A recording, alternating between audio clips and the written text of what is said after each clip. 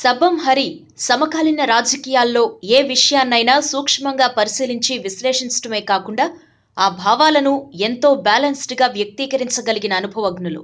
రాష్ట్ర విభజన జరిగిన తీరును నిరసిస్తూ క్రియాశీలక రాజకీయాలకు దూరంగా ఉంటున్న నిత్యం రాష్ట్రంలో జరిగే రాజకీయ పరిణామాలపై స్పందిస్తూ మీడియా ద్వారా తన అభిప్రాయాలను చెబుతున్నారు.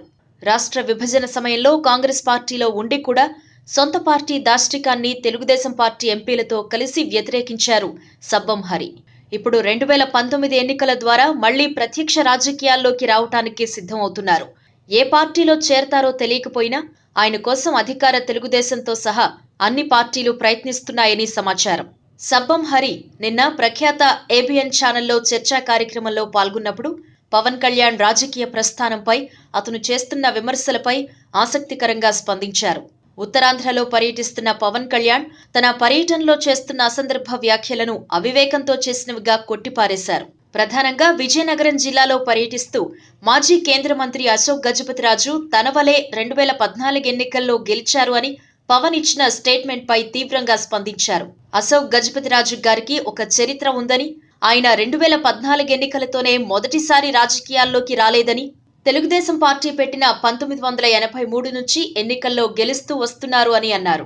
అశోక్ గజపతిరాజు తన పొలిటికల్ కెరీర్లో అనేక మంత్రిత్వ శాఖలు దిగ్విజయంగా నిర్వహించారని చెబుతూ వారి కుటుంబ ఆస్తులు ప్రభుత్వ భవనాలకు ఎలా దానంగా ఇచ్చారో చెప్పారు.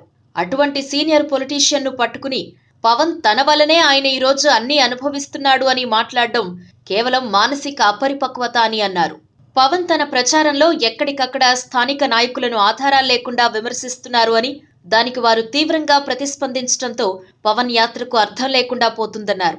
అలాగే తాను ఒకసారి ఎయిర్పోర్ట్లో విమానం దిగి వస్తూ ఉండగా అప్పుడే ఫ్లైట్ కోసం వెయిట్ చేస్తున్న ఎవరో ఒక పారిశ్రామికవేత్త తన వద్దకొచ్చి ఆంధ్రాలో ఇండస్ట్రీ పెడదామని వస్తే డబ్బులు అడుగుతున్నారని, అందుకే వెళ్లిపోతున్నాను అని తనకు చెప్పారు అని తప్పుడు ప్రచారం చేస్తున్నారని ఎద్దేవా చేశారు. ఏ అంతర్జాతీయ విమానాశ్రయంలోనూ డిపార్చర్ లాంచ్, అరైవల్ లాంచ్ ఎదురుపడవని, అలాంటప్పుడు వాళ్లు కలవటం ఎలా సాధ్యమని ప్రశ్నించారు.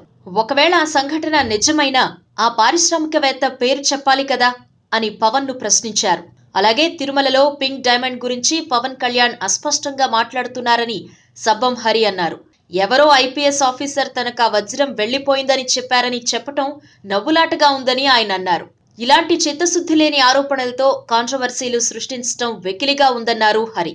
అలాగే ఉత్తరాంధ్ర వెనుకబాటుతనంపై పవన్ స్పందిస్తూ మరో ప్రత్యేక రాష్ట్ర ఉద్యమం మొదలవుతుంది అని ప్రకటించడాన్ని తీవ్రంగా ఆక్షేపించారు హరి.